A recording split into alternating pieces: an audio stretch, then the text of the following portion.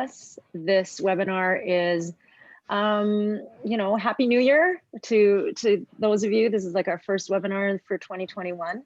And it's one of those, as we like it to be, a little bit touchy.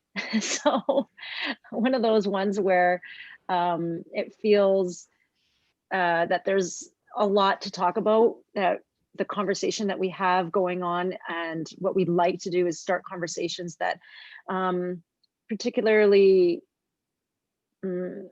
are meaningful. You know, we really think that these conversations that not a lot of people want to have, they're difficult conversations sometimes to have, but they're really important to hear, and to what I feel has been really life-changing, like game-changing for me in terms of relationship with myself and also with others. And so this one in particular, 3 mistakes that women make with men.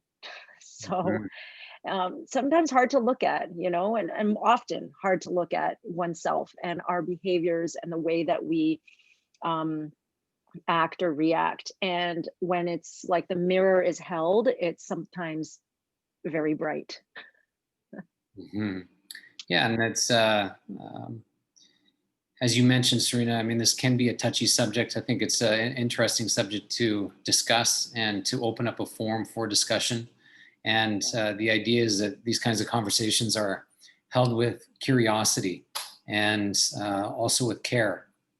That, we're simply sharing our experience and creating an atmosphere of learning through our experiences. And that's how I'm holding the conversation. And by no means is this any way of dumping on women or anything like that. That's how terrible women are to men or anything like that. It has nothing to do with that. This could easily be, 100 mistakes men make with women, and maybe that'll be next week. Who knows? But it's fleshing out where we have a way of interrupting our relationships and what we say we want, and so that's what this is about. Yeah. So before we get started, we'd love for you to open up the chat and let us know. Drop it down to panelists and attendees, and then let us know that you're here.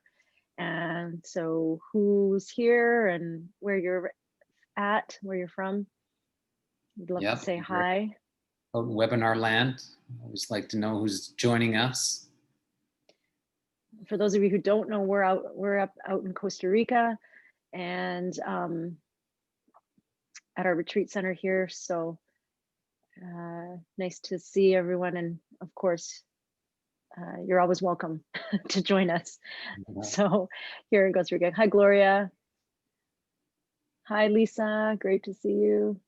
Marianne, hi. All right. St. Paul, old stomping grounds. Sounds like places where there's winter. Yeah. So we have 60 minutes together, and so that's what this webinar is. And there'll be a combination of us talking, of course. We'll offer some slides. We certainly want to hear from you, so I'll have some questions along the way, and we certainly want you to participate. And as mentioned, it's we're offering experience, things we've experienced along the way, so they're meaningful to us. We want to share those with you and get your take on how you are experiencing what we're sharing with you. And I think that's always important, to have this be a conversation. As difficult it is, obviously, through webinar, but it still can be a conversation. Yeah, okay. Hi, Jim. Yay, Jim's here. Yeah, we want this to be a conversation. So we want it to be interactive. Leave the chat open. Really, we want you to feel engaged. Hi, Vivi. Nice to see you. And so like, as we go through it, I know that some of you know us, some of you don't know us. And so it's really just really a conversation. And so, something where I've really had to take a good look at, and it took me a while. Hi, Sierra. Oh, glad you're here. It took me a while to really realize what it was that I was contributing and to a relationship, and especially with men and in relationship to men. I felt like it was so subconscious and learned, that it just happened. It sort of seemed like this regular thing that would just happen. And I didn't, very subconsciously. And it really took me a while to realize the impact that it had, because for me, it was just, it seemed normal. And that's, you know, it just seemed like this kind of conversation. I didn't realize, even think about the impact necessarily that it had on the other person. Because when I'm in relationship with someone, you know, whomever you're in relationship with, the reaction to your habits and your behaviors is going to be different. And so what it really took for me was the end of a marriage, and then, you know, going into other relationships, and then being able to see the impact on someone else, and the reaction and really for me, it was with Kevin, it was how I brought very familiar behaviors into a totally different relationship. And that it really took him to really say things to me that for me to realize the impact that I was having, and that it wasn't the other. You know, it's so easy to say, well, it's you, that you're taking it this way or you're reacting to it this way. But what, you know, I had to really look at was the common denominator, which was me in all of these relationships. And that is like really difficult. It's a very hard thing. It's a hard thing to hear. It's a hard thing to admit. It's a hard thing to even see. But being able to see that, and being able to notice that even just a small shift in my behavior can change an entire outcome, that was really, really powerful for me. And so, you know, we really want this to feel empowering for you, this you know, this webinar, to just sort of take into account, like, where can I really see myself in this? And that's where real growth can occur.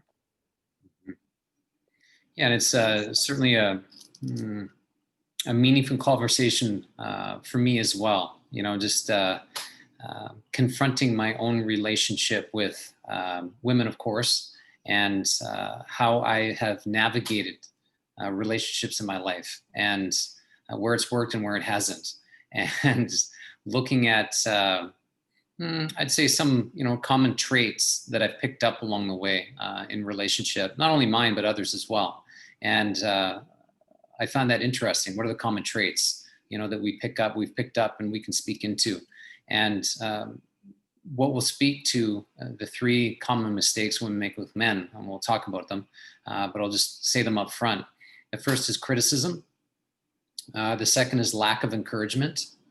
And the third is the differences in temperament. And when I say temperament, it's like personality, character, disposition, something like that. And we'll get more into that. And, you know, one of the things around criticism that I was challenged with was confronting it, you know, because what I noticed was that I would basically shrivel and shrink when criticism was present. And I really had to train myself to confront it and have a voice and articulate myself, and mostly the impact that criticism or even perceived criticism had on me. And so I could turn it into a conversation, so it could shift. And that was no easy gig, you know, to turn either criticism or the experience of criticism into a conversation. And I think that's absolutely necessary, that we can have these kinds of conversations and turn them into learning opportunities in our relationship, because otherwise we can just gut our relationships very quickly and hollow them out. And, you know, perhaps you know what that feels like. I certainly do. And it's an unpleasant experience. And so, you know, this offering is our attempt to make our relationships better. That's the attempt here. That's really the intention of this webinar. Good. Okay, so we'll get started. And this is all, you know, really to have you be in this space. So be in the space with us. And so if you can't see your chat, you go ahead and still open up your chat or open it back up. Okay. So here's an overview.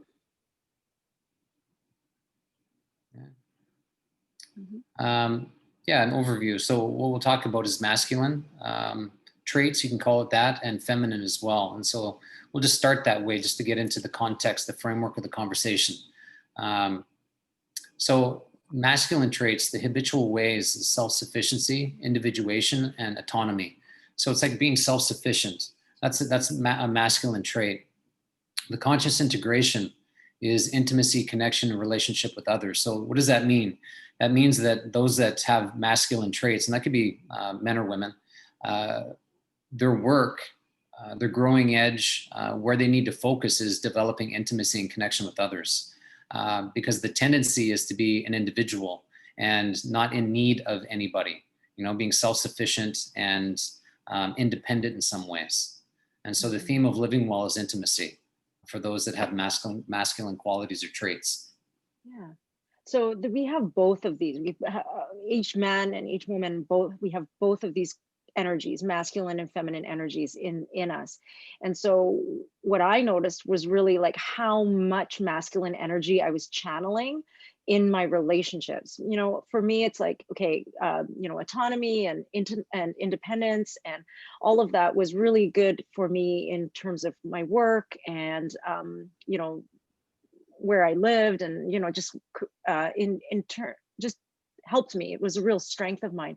But where I realized it really took over in relationship was like dominating, and it sort of cut off the intimacy between and the connection that I could have in relationship, because my masculine energy with a man, that's becomes a real clash. And almost like, when you think of two alpha males in a tribe, or like a, you know, um, group of monkeys or something like that, two alpha males, they really, really start to compete, and Yeah. it can show up that way.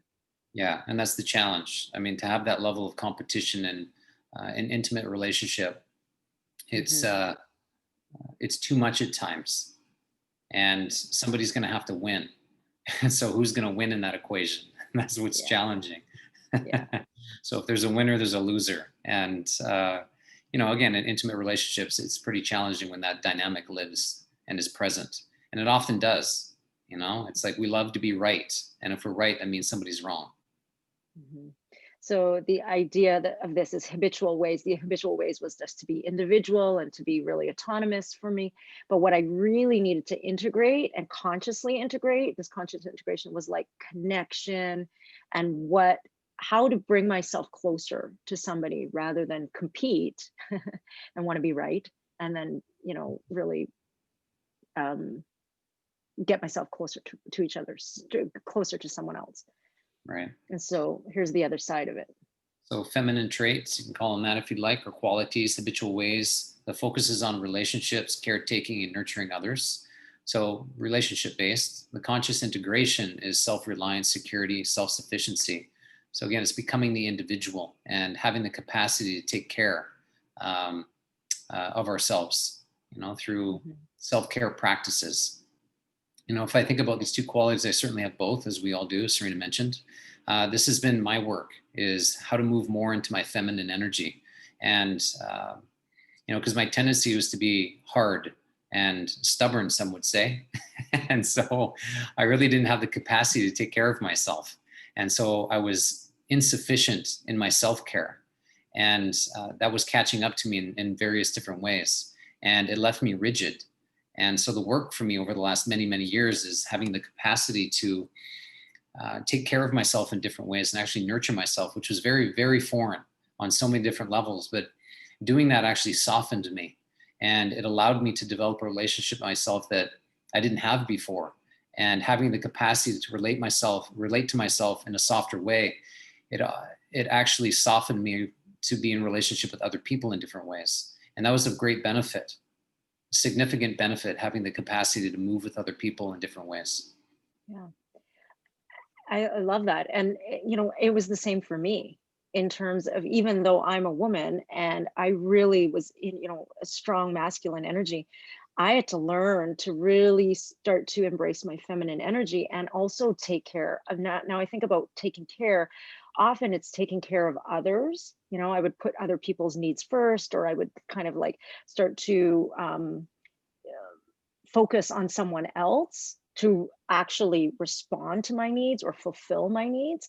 And where that was lacking was me fulfilling my own needs, taking care of my own self. And like, so self care for me has always been a priority in some ways, but I definitely noticed how when that was, if I would think about someone else or put someone else in front of my self-care practice, how much that compromised my feminine energy to be able to be in this place of security and safety. So that was compromised. Okay, we'll move on. So just giving some overview, some context to what we're speaking about. As mentioned earlier, 3 mistakes women make with men. The first is criticism. And the second is lack of encouragement. And the third is differences in temperament. And so we'll break these down as we move through the tiles, through the slideshow, just to, again, bring some color and context to what we're discussing. And again, the idea is that you relate to this through your own life. You know, where has this shown up? These 3 are mistakes, you can call them that, men also make. So again, I just want to put that out there, but it's specific, you know, how women relate to men specifically. And so we share these mistakes, if you want to call them that.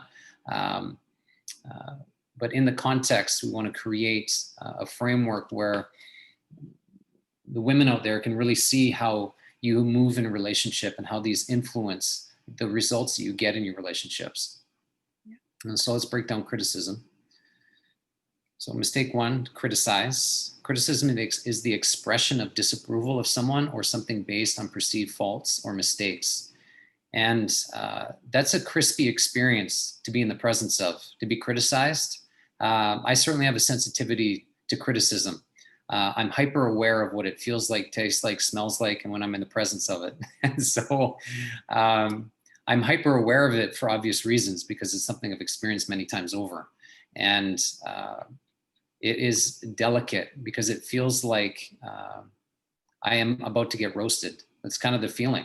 And preparing, like protecting myself for what's to come.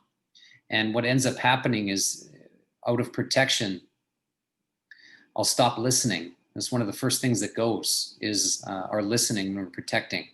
And so if my listening goes in conversation, or when I'm feeling criticized, there's really not much of a conversation. You know, so it's like, okay, how do I protect myself? How do I get out of this situation as quickly as possible? How do I end it? And that can look many different ways. But the consequence ultimately is, it's not a conversation, so nothing is going to be learned or solved. And that's a problem. Mm-hmm. Yeah, so criticism comes in so many ways, and often it's very subconscious. It's like, for me, I know for sure it has been a very prevalent narrative in my upbringing and in my adulthood, and just, you know, and into myself. Like, I mean, I self-criticize a lot, often, and I can imagine. Does anyone relate to that? Just say yes in the chat if, like, you are, you know, you criticize, if you self-criticize, if you, like, often we are our biggest critics. And so it's like, how to what are we really listening to? Gloria, sure, yeah. It's something where it comes to us pretty easily. And when it comes through me, yeah, Lisa, yes, I am my own biggest critic, for sure. It is sometimes, it just feels so loud. It's so loud. And in our head, if that's happening on the inside, you know, the chances of it coming out are pretty high. And I know for me, it has been like, even just very, very minor little things. It's like something, if you're, let's say, Kevin, you're doing something that the way I would not do it, which you aren't going to do it the way I would do it, because you're not me.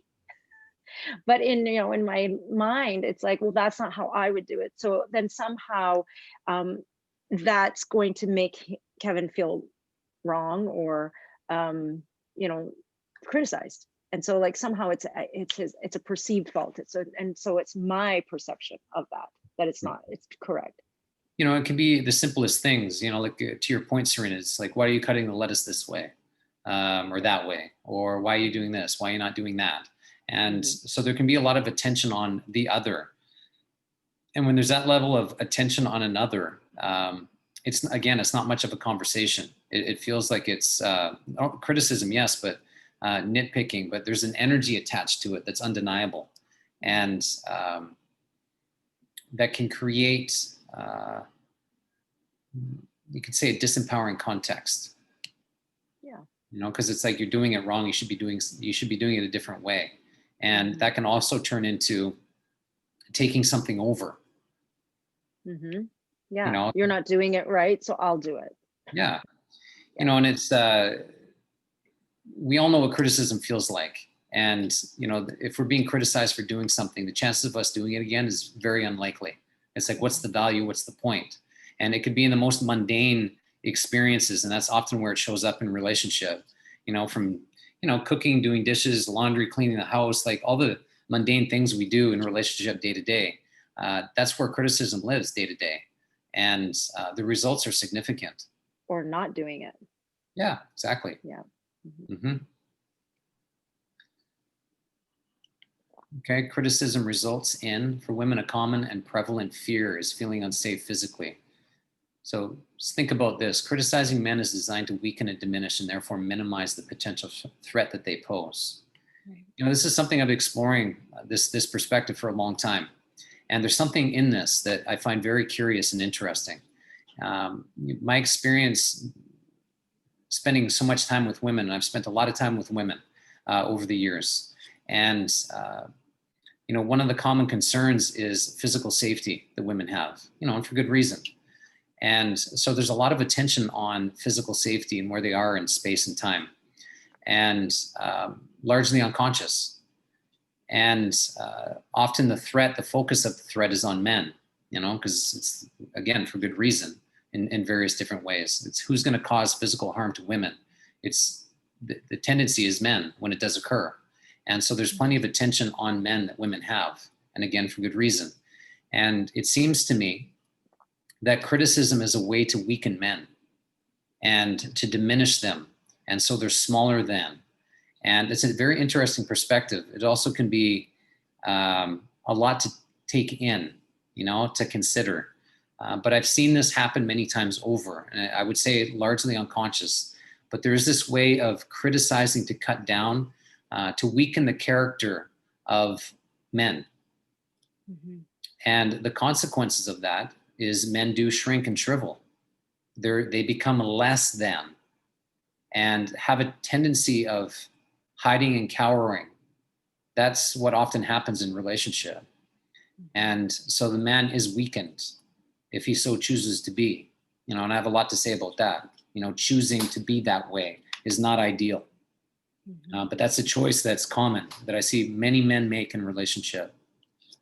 And so from a woman's perspective, I've done that and I've seen that. And then I've seen the result of, yes, he does shrink and shrivel. So somehow that makes me feel more safe, more powerful, maybe more in charge or in control or something like that of the situation. And so I see that that works. But then what that does, and what have noticed as the result, is that cowering and weakening is highly unattractive. So then it becomes this um, loop. Hmm. Hmm. Yeah, that's a good way of putting it. So then I just criticize for that. Then he's weakened. That's highly unattractive. Then I would just do it over and over and over again, because it's like, why are you being so? Why are you not stepping up? Why are you being, why aren't? So it becomes another critical loop. Okay. For men, criticism results in character deterioration and feeling unsafe emotionally. He feels like a failure, humiliated, and ashamed. Mhm. And that's the weakened state, and the reason why men have a tendency to hide and cower. Um, they don't want to face the threat. And I think this is one thing that often women can miss, is how emotionally unsafe men feel in the presence of women. I think that's one thing that is often missed. And I've seen that happen many times over. So you can compare these two experiences. The tendency is for women to feel physically unsafe. The tendency for men is to feel emotionally unsafe. And so both experiences or outcomes are fear-based. And so we're living a similar experience. And that is very challenging, trying to move in an environment of fear. Because it's like, okay, who's going to win? Who's going to win and survive? Because that's what it feels like in an environment of fear. Somebody has to win, somebody has to survive. Mhm. And I don't want to be annihilated, so best I hide and cower. And somebody will do that. And again, men have a tendency, not all the time, but have a tendency of doing that, and don't want to create conflict and don't want to be in the presence of conflict. And so they'll become speechless. They'll speak less and ultimately do less. And that is a bad idea. And to Serena's point, who would respect somebody like that doesn't speak up and stand for themselves? Like, no one. And it turns into this no-win situation. You know, if I do speak up, it's not right. If I don't speak up, it's not right. And that's a challenging experience for anybody to be in. And the last thing men want to be seen as is weak. And this is a weakened state they can place themselves in. And it can be supported through criticism. And so it's kind of like this no-win experience. So, okay, what am I going to do? Well, fine. I'll spend less time at the house. I'll spend more time with my friends. I'll bury myself into video games. I don't know. I'll drink alcohol. I mean, who knows what the coping strategies are, but there's many. And those are dangerous on every level in terms of self-worth, but also relationship health, both for the individual as well as the pairing. Mm-hmm. So Cheryl put in the comment thread, I believe that it is the same. I believe that is the same as when men criticize as well. Yes, there's going to be some similarities here, absolutely, for sure. Mm-hmm. And that does happen. You know, as mentioned at the top of the call, I mean, we could have, maybe we'll do it next week, you know, 100 ways, 100 mistakes men make with women, and criticism for sure is one of them. Absolutely. Yeah, I think you can see it also, Cheryl. It's a great question and comment, is how that masculine energy versus feminine energy, occurs. And when it's almost like this coping mechanism comes in as this masculine energy, if you're being, because it's fear, ultimately this criticism is creating like unsafety and fear. And so when it happens, it's like, what is your go-to? So what is your go-to energy? It's like, is it masculine, like get upset and dominate, or is it like you get weakened and diminished? So it's definitely personal, and it definitely can go both ways. Yeah, Masculine or and feminine. you know, Cheryl, to see both sides of the equation, you know, when you've been criticized and when you've criticized, and that's ideal to see both sides of that. So thanks for bringing that up. Why don't we just ask that? Yeah, when was the last time you criticized or were criticized? That you criticized or were criticized? So when was the last time you And criticized? just a reminder to put down to all panelists and attendees, please, so we can all just see your answers and we can all kind of have this conversation. And if you answer the question, it's what was said. What did you say, or what was said to you? You know, to answer this question, when was the last time you criticized or were criticized? So you can say, as an answer, what was said to you, or what did you say to somebody else? This is a time to be vulnerable. That is for sure. Yeah, and just a way to make it really real for you and relatable in your life, because this can be just all information in your head and you can write it down on a piece of paper, great, but unless you actually relate it to some actual experience in your life, you cannot really embody the transformation from it. Yeah. So if there's any answers out there, we'd love to hear them, just to make this conversation real. When was the last time you criticized? Seeing both sides of the equation, and when you've been criticized, when you did criticize, and how that's moved you in a relationship. Mm-hmm.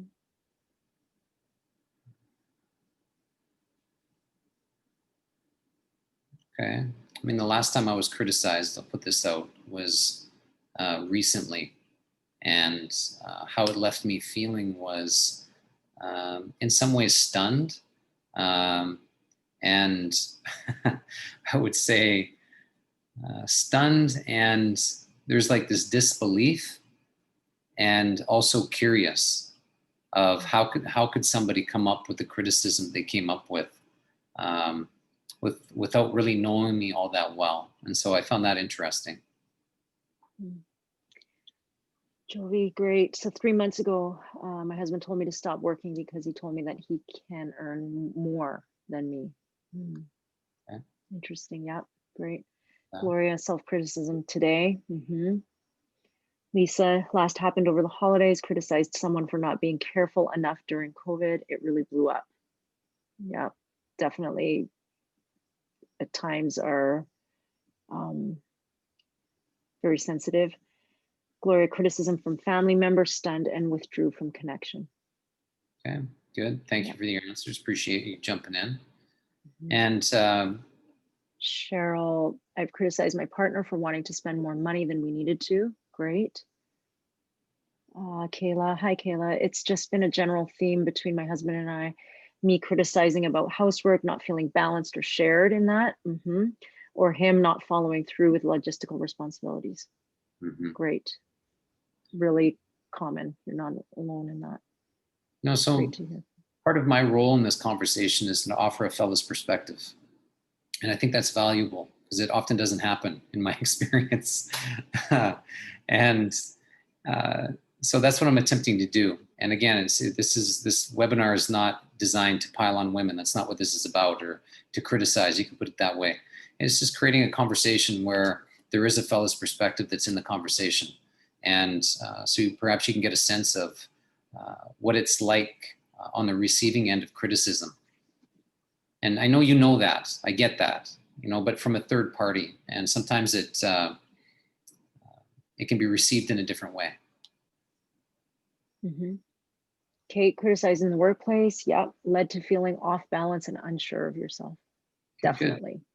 So the next question here is, how did it leave you feeling? And some of you already put that, but Yes. you could Great. lay it out again if you'd like. Again, the tendency is when we're criticized is we close in, because often criticism it's a shame-based experience. So when we're receiving criticism, it has a way of creating shame, and in the presence of shame, we will protect. We know the experience very well, and the tendency is, it's already been said, is to withdraw, is to say less. Not all the time. Sometimes we'll get feisty and push back, get aggressive in our own way, but the tendency is to shrivel and withdraw from the conversation, and so there's a disconnect that happens.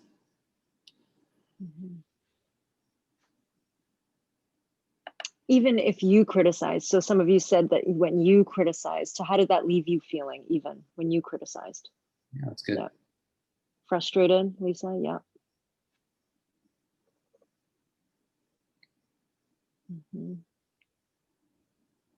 Okay, good. Disappointed, disconnected, frustrated. Yep. Good. It's rare that somebody, if they're being honest with themselves, be like, yeah, that was amazing. Like being criticized or criticizing somebody else, like, wow, that was an incredible experience that I loved and I can't wait to do it again. Okay, when I criticize, I feel disappointed in interaction, unintended consequences. Yeah, thanks for that, Gloria. So it's outcomes of ongoing criticism. Put it this way: outcomes of ongoing criticism. The first is diminished character. Diminished character, and that one is tough. Criticism has a way of weakening character as well as self-worth. In addition to that, the tendency is to hide and cower. We've spoken to that already. Communication is limited. That's one of the outcomes. And lack of intimacy, closeness, safety. And so these are, significant outcomes that happen with criticism. And again, we share them. It's beyond the masculine and the feminine, men and women. I get that. We share the outcomes and the experience in our own way. But I still believe it's unique how men and women, masculine, feminine, deal with criticism. I think there's some uniqueness to that, and that's what we're trying to uncover here tonight through this webinar. So just something Cheryl mentioned in this is something, sometimes conversations need to happen. I would say 100% conversations need to happen. That's the whole point of this, is like how to have a conversation which is really a conversation that can land, that can be heard, that can be felt. Kevin said, mentioned, like, as soon as criticism's in the air, his listening goes out the door. So really the conversation just can't happen, or a meaningful and productive conversation cannot happen. It ends up just sort of being this talking to yourself, or, if he's not listening, one of you is not listening, then it's not a conversation. And so, to your point, Cheryl, yes, this is the whole point, is like, how do we get real conversations happening so that we can hear each other? Like, and it takes being really vulnerable. It's like, what's happening here? Why are you saying what you're saying? And what are you really trying to say? Because often criticism is like the cover up of what it is that you really want to say. And it can taint it. Okay, we're going to move on to the next. We have about 25 minutes left and many slides. And so we want to work through this in a meaningful way. We get that. So what ends up happening with criticism is that there's a lack of encouragement, because the focus is on criticism. And so there's no encouragement. And if you want to start a fight with somebody, criticize them. That's the reality of it. And if we're going to criticize once, the chances of us criticizing again, it grows. It's really quite likely. And especially if somebody's willing to take it. It's like, okay, I've criticized and I've gotten away with it, so I'll do it again. And then I'll do it again. And if the focus turns into criticism, there's more attention on criticism and less on encouragement. And so encouragement is the action of giving someone support, confidence, or hope, which is so important in a relationship. Without encouragement, discouragement, hopelessness, and despair take grip. And that is a growing epidemic. That's an experience that is growing. It's not shrinking. It's actually expanding. And it's worrisome in so many different ways. And that is very true for men, that men are becoming more hopeless, not only as an individual, as a fellow, as a man, but certainly in a relationship. And that is a problem now, and it's going to be a problem for sure. It's significant because it's driving coping mechanisms that are very dangerous. You look at drug addiction, alcoholism, suicide. These are all consequences of feeling hopeless and in the depths of despair. And I'm not trying to attach this to criticism or how women treat men. I'm not trying to attach it to that at all. But being criticized over a span of time has significant influences. And so I'm just talking about more around the consequences and the dire consequences attached to criticism, where it can go. Mm-hmm. And, I used to think this was just not needed. I'm like, why do I need to encourage him? Like, why do I need to encourage a man? Can't he encourage himself? Can't he just, be strong enough, man enough, secure enough that he can actually just encourage himself? Does he actually need me to say something to encourage him or to appreciate him in some ways? And the answer is yes. And, it took me a long time to really come to this because I tried it out. It was me. I was really adamant. I'm like, nope, I'm not going to be a mother. I'm not going to be someone who's like really doting on someone or making someone feel a certain way. I can't make someone feel a certain way anyways. But what I realized was, like, when I could actually offer some encouragement and a word of, like,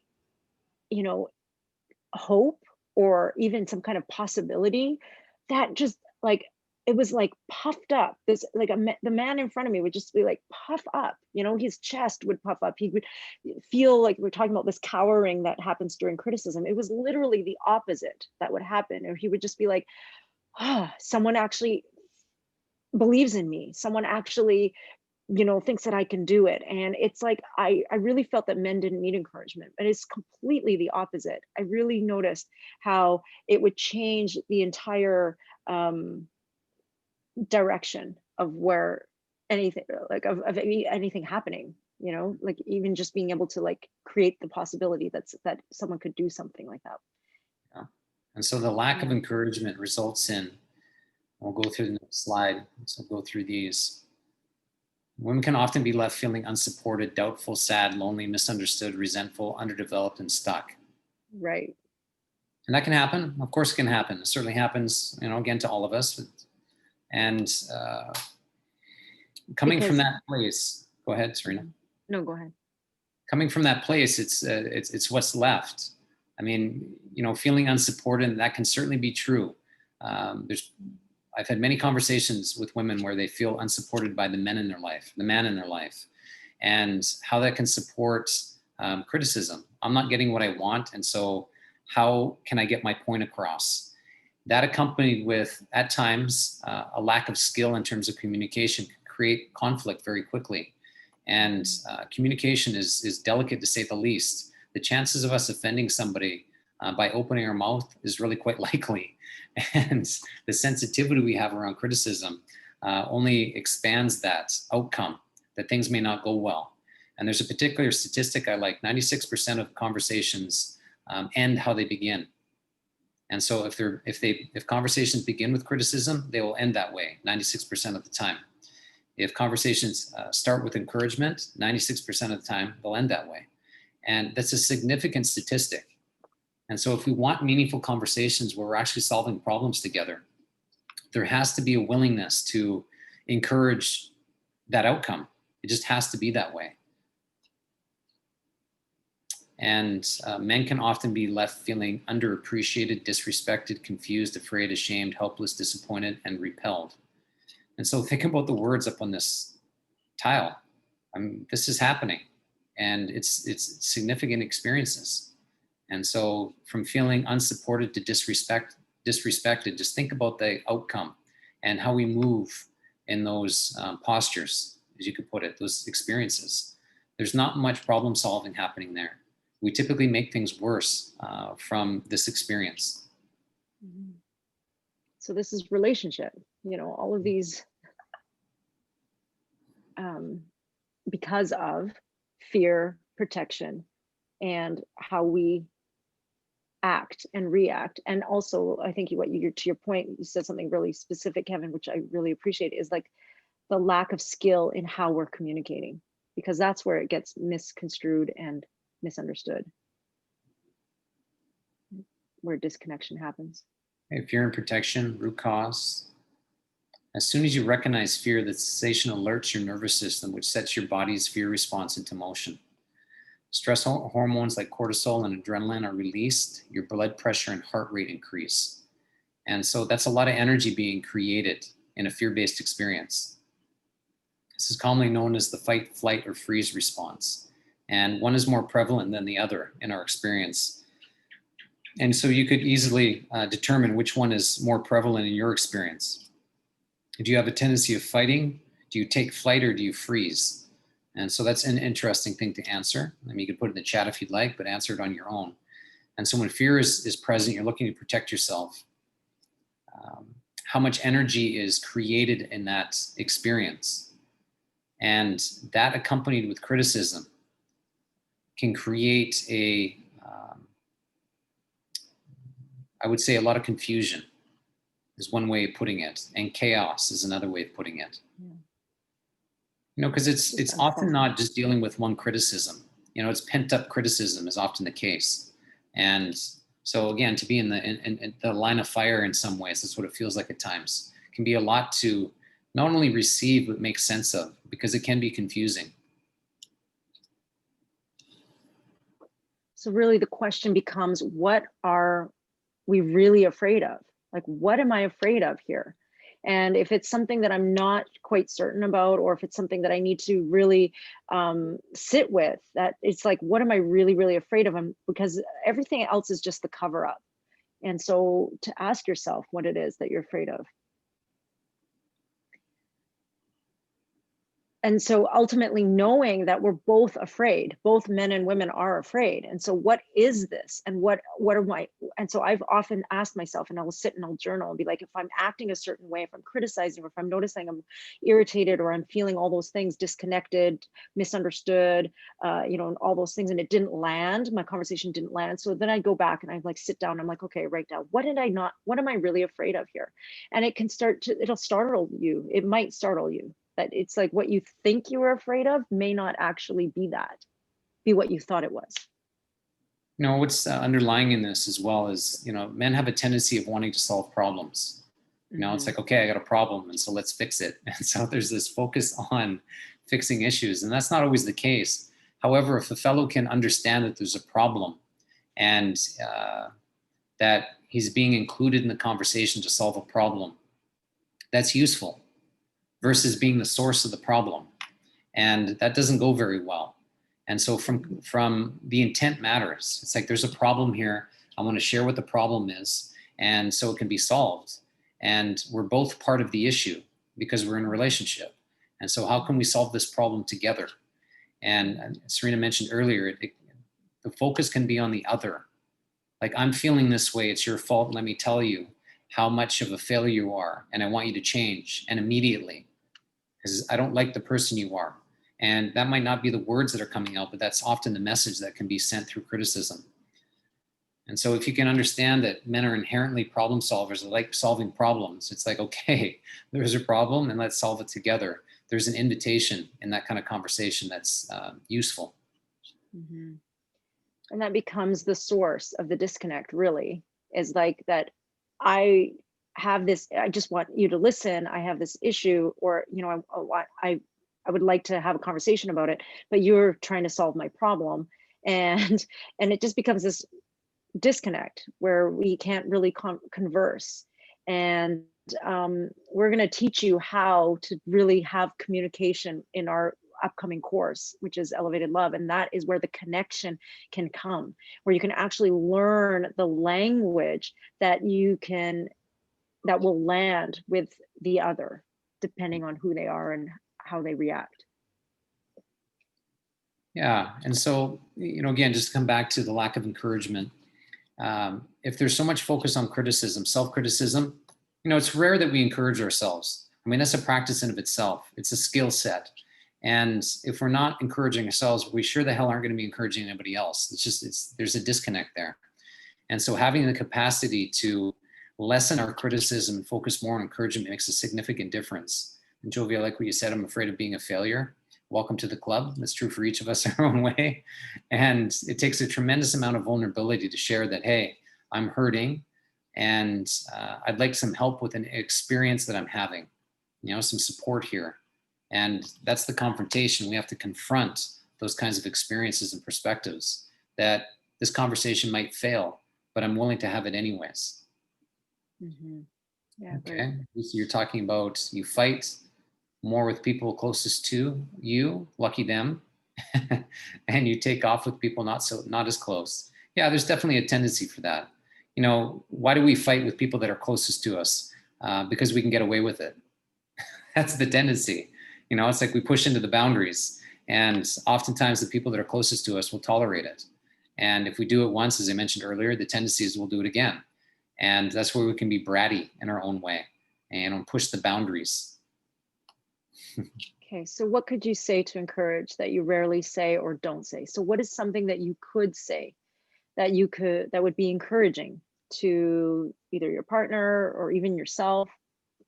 And it's something that you rarely don't say, and really let it be specific words. And you can put this in the context of men. I mean, that's what this is about, conversation. Mm-hmm. And so what could you say to the man in your life, or whoever that is? The future man in your life, if you want to put it that way, that would be encouraging. Or even, you know, relationship with men in general, like sons and brothers, yeah, and fathers. Yeah. What could you say that you rarely say or don't say? That I appreciate his commitment to himself, to his health and passions. Yes. Great. Tell him that I'm proud of his accomplishments. Yes. There's a question in the Q&A. Yeah, the Q&A. Oh, sorry. Yeah. The whatever you'll do, I'll support you. Mm-hmm. To be able to feel like you're on the same team. I respect the commitment you have with your employees. I respect your integrity. Yeah. Good, Gloria. Yeah, very good. You know, that'll go obviously a long way. You know, saying things that we don't necessarily say that encourages somebody. You know, and listen, some of the things that others do make no sense to us. And it's like, fine, you know, can we create some common ground and encourage anyways? And what you'll notice, and you've noticed it in the past, there's no question, if you choose to encourage more moving forward, you'll notice the impact and it's significant. And if you want support in your life, it'll come back to you through encouragement. And so this is one of the challenges that is often missed. It's like, okay, if I have this unconscious view that I'm in danger, and so I have to weaken the threat, and that's men in my life, and so I have to weaken men around me. And if I weaken the men around me, I'm stronger and more powerful as a consequence. But that is not true. That is not true, because what ends up happening is that you're unsupported. And so you have a bunch of weak people around you and nobody to support you. And so everybody is unsupported in that dynamic. And it is detrimental in so many different ways and realms. And so for weakening us, the people around us, it's a lazy way of being. And it creates a tremendous amount of harm. And so it's like, okay, how can I encourage the people around me and make them stronger? And so I have more people around me that can support me when I need it. And we have that circle of experience around us. So we're all better as a consequence of speaking to us in a specific and intentional way. Mm-hmm. If you encouraged more, what could be the result? It's a great question. What could be the result if you brought more encouragement forward? Who's got an answer to that? I kind of offered my own take around that. How do you see it? More joy and ease. That sounds nice. I think the word you said is what I was thinking, being intentional. Good, Gloria. Mm-hmm. I mean, I've seen it definitely, is that the result is really just connection for me. I noticed that it's really that you start to do things for me. You know, you're happy to do things for me when you're encouraged versus the opposite. Yeah. Your partner will be likely be more successful. Jimmy, yeah, definitely, Jim. Kindness costs nothing, it means everything. Yeah. I mean, there's definitely a piece to it where you'll see it. Once you start to do it, it becomes easier. And then also that connection can really, it just feels like that there's a guard that's let down. Mm-hmm. And this is like a grand experiment. You can look at it that way. And, looking at whoever's in your life, and it's like, what does this person need to hear from me? Yeah. What a great way to look at others. And is that true all the time? Of course not. Right. But it's a great experiment to make this webinar real after you get off the webinar or tomorrow, whatever it may be. It's like, okay, I'm going to have a focus on, bringing attention and intention to my relationships. Lack of encouragement, impact of shame. We're all living the same experience, just different tracks. This is one of the fundamental reasons why relationships are failing at a record rate. No access to vulnerability, no access to intimacy. The statistics are stunning. Likelihood of divorce, 50% for first marriage, second marriage, 67%, and third marriage, 73%. What does those statistics tell you? I mean, what they tell me is that we don't learn. That's often the case. It's like, okay, that relationship didn't work, so I'll get into another relationship exactly how I was in the previous relationship. And that is the tendency. And it's no wonder why relationships are failing at a record rate. Because we can often are unwilling to look at ourselves and make the changes that are necessary. And as I mentioned, in a protected state, our listening is gone. And our listening is gone, we don't learn. There's no studentship.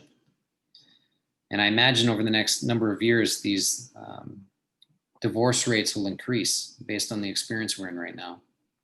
Mistake number 3, not recognizing differences in temperament. So this is like behavioral style. So there's statistics that support this. And so that's what we're leaning on when it comes to this webinar. Women tend to orient towards social interactions, relationships. And is this true 100% of the time? Of course not. It's up and around 65% of the time women tend to orient towards social interactions. So the focus is on relationships. For men tend to orient towards things, being good at things. And so you can see this in many different ways in society. We won't get too much into that. The outcomes of strategies. when we're oriented this way is those that are focused in on relationships have a tendency of being agreeable. And so agreeable people are typically people pleasers. And when people pleasers are around, one of the consequences is they can smother other people with their kindness and niceness. And that only goes so far. And that's a repellent at times to other people, feeling smothered and they have no space. The tendency for those that are oriented to being good at things are disagreeable. And another way of looking at that is being a perfectionist. And so being in the presence of a perfectionist, who can feel wrong, not good enough, or corrected. So that's one way of looking at it. So outcomes of strategies. Okay. Which strategy do you tend to rely on, smothering or correcting? So when you think about how you move in relationships, which strategy do you tend to rely on, smothering and correcting? Anybody have an answer to that? We're getting to time. Yeah, we are. Probably go over a few minutes. I'm sure we'll do that. We'll do our best to end very quickly. So which strategy do you tend to rely on, smothering or correcting? Correcting, controlling, which is maybe like something. Smothering. Yeah, smothering. Maybe like smothering. Oh yes, thank you. Yeah, okay, good. Correcting. Perfectionist, Virgo self. Okay, yeah. Very good. Thanks for that. Mm-hmm. And so what's useful to pay attention to is kind of, you could say automatic, what you orient yourself towards. So are you a smotherer or are you a corrector? And the idea is to know which one you are. And so you can prevent it moving forward and not do those things in relationship because the consequences are significant, as you know. So how do you implement your strategy in the presence of a man? So how do you smother or how do you correct? What do you do? What do you say? Anybody got something to say about that? How do you implement your strategy in the presence of a man? How do you smother? How do you correct? What do you say? What do you do? Anybody got something to say about that?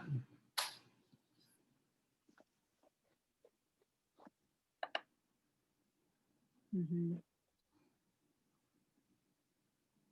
It's an interesting question. Get you thinking, that's for sure. Correcting.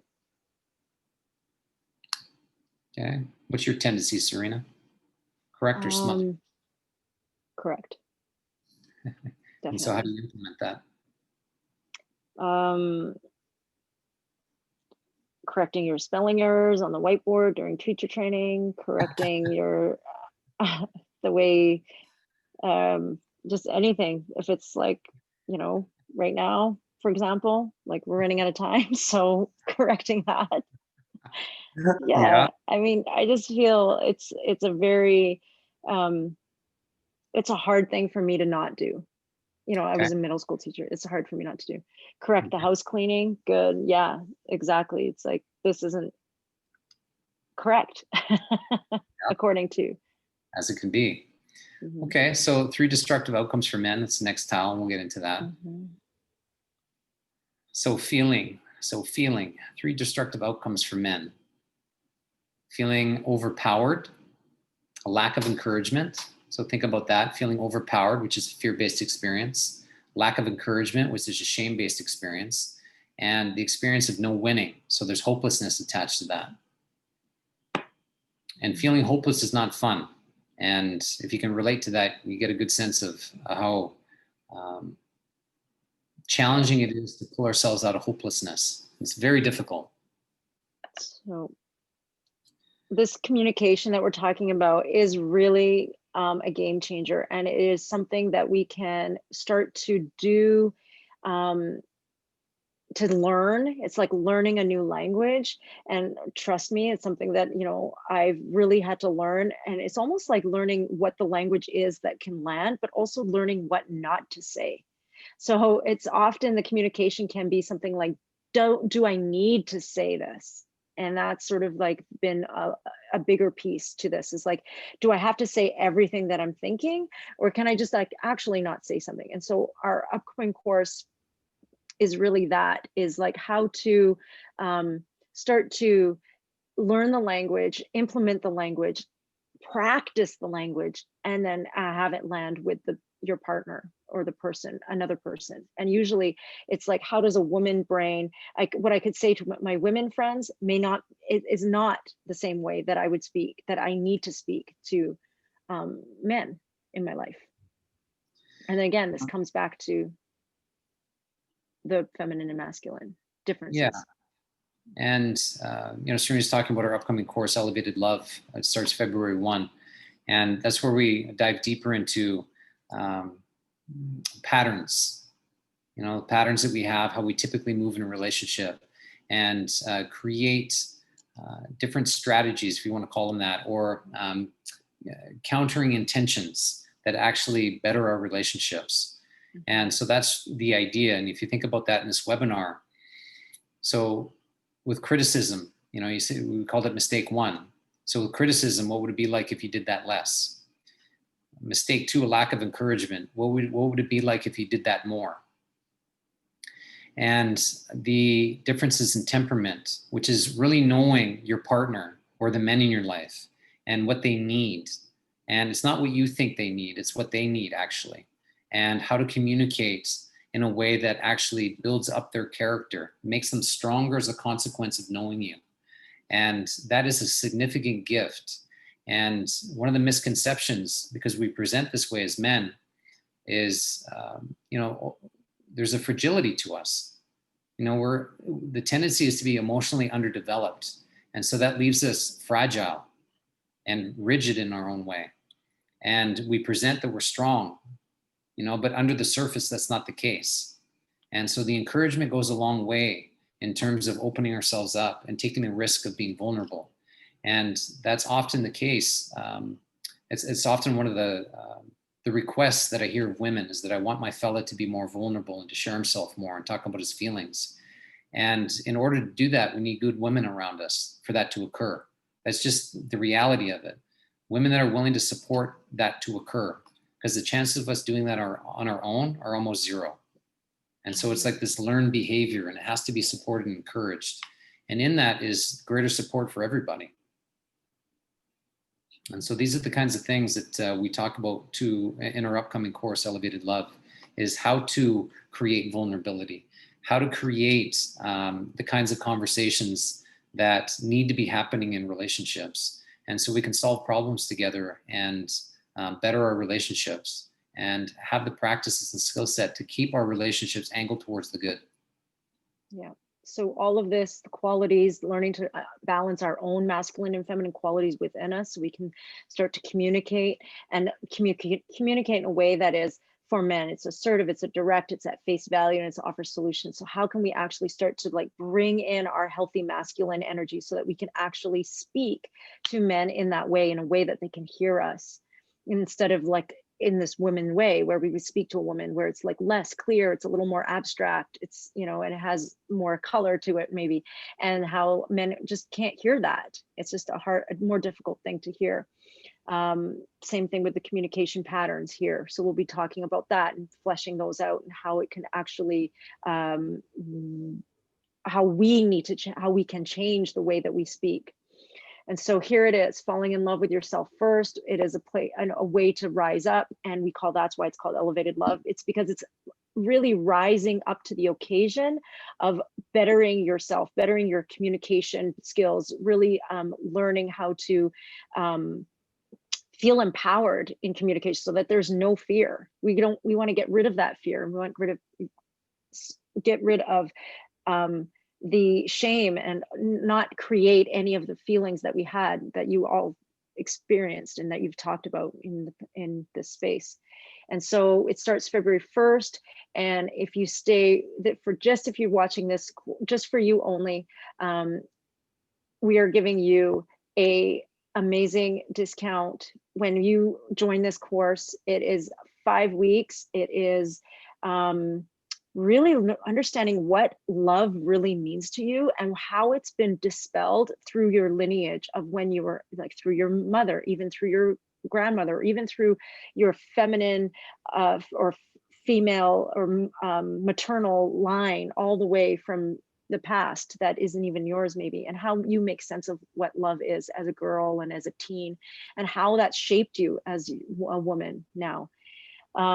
We talk a lot about the interpretation of your love and how you can shift your interpretation so that you can actually get what you want and what you desire the most, and start to see the pitfalls that you actually create in your own relationship, so that you don't recreate these in your next relationships or relationships from the, or no, you don't recreate your past in your present relationships.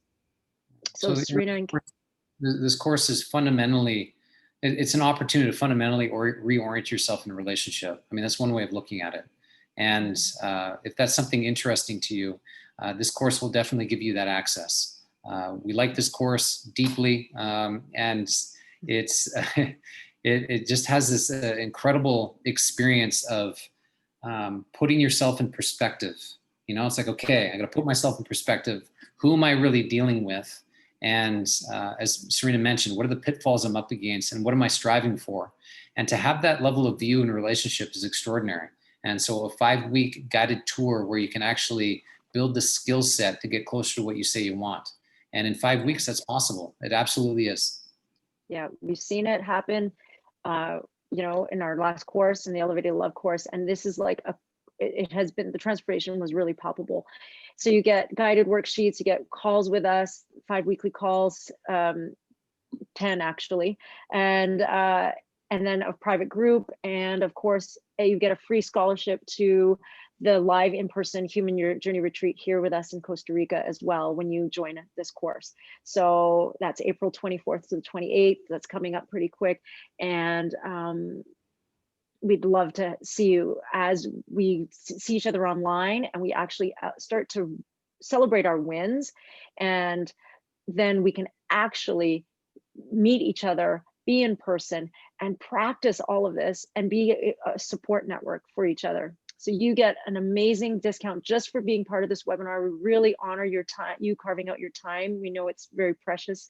And so just for watching the replay on this or being here live, you can go to kevinandserena.com//love and use this coupon. You get 70% off. That's like almost a $700 savings on the course. It's just like just for you.